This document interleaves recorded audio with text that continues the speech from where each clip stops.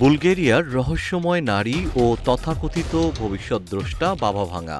কেউ বলেন তিনি অলৌকিক ক্ষমতার অধিকারী ছিলেন, কেউ আবার মনে করেন তিনি ভবিষ্যৎ দেখতে পারতেন।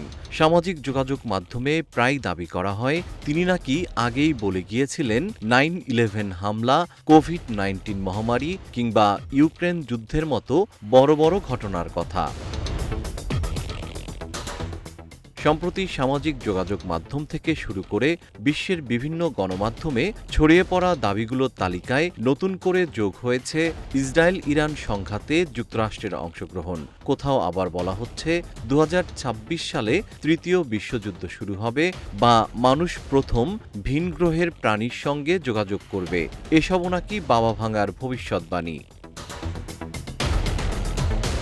তবে বুলগেরিয়া ও বিশ্বের বিভিন্ন গবেষক ও বিশেষজ্ঞদের মতে বাবা ভাঙার নামে প্রচলিত বেশিরভাগ ভবিষ্যৎবাণীর সত্যতা নিয়ে সন্দেহ রয়েছে। তাদের ধারণা সময়ের সঙ্গে সঙ্গে তার নাম ব্যবহার করে নানা কল্পকাহিনী ও রাজনৈতিক বয়ান তৈরি করা হয়েছে। বুলগেরিয়া ভিত্তিক বাবা ভাঙা ফাউন্ডেশনের তথ্য বলছে, টিকটক, ইউটিউব এবং ব্রিটিশ ট্যাবলয়েড থেকে শুরু করে বিভিন্ন দেশের সংবাদ মাধ্যমে প্রচারিত পারমাণবিক বিপর্যয় বা বিশ্বযুদ্ধ নিয়ে বাবা ভাঙার ভবিষ্যৎবাণী কাল্পনিক। তিনি মূলত মানুষের স্বাস্থ্য সমস্যা নিয়ে কাজ করতেন। বিশ্বজুড়ে বাবা ভাঙা নামে পরিচিত ভ্যাঞ্জেলিয়া পান্দেভা গুস্তেরোভা 1911 সালে তৎকালীন উসমানীয় সাম্রাজ্যে জন্মগ্রহণ করেন। প্রচলিত গল্প অনুযায়ী 12 বছর বয়সে এক ভয়াবহ টর্নেডোর পর তিনি দৃষ্টিশক্তি হারান, আর ভক্তদের বিশ্বাস সেই অন্ধত্বই তাকে দিব্য দৃষ্টি দেয়। প্রাতিষ্ঠানিক শিক্ষা না থাকলেও তিনি বুলগেরিয়া ও তার বাইরে প্রভাবশালী ব্যক্তিত্বে পরিণত হন।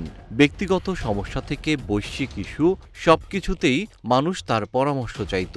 দাবি করা হয় তিনি 5079 সাল পর্যন্ত নানা ভবিষ্যৎবাণী করেছিলেন, যার কিছু নাকি পরবর্তীতে বাস্তব ঘটনার সঙ্গে মিলেও গেছে।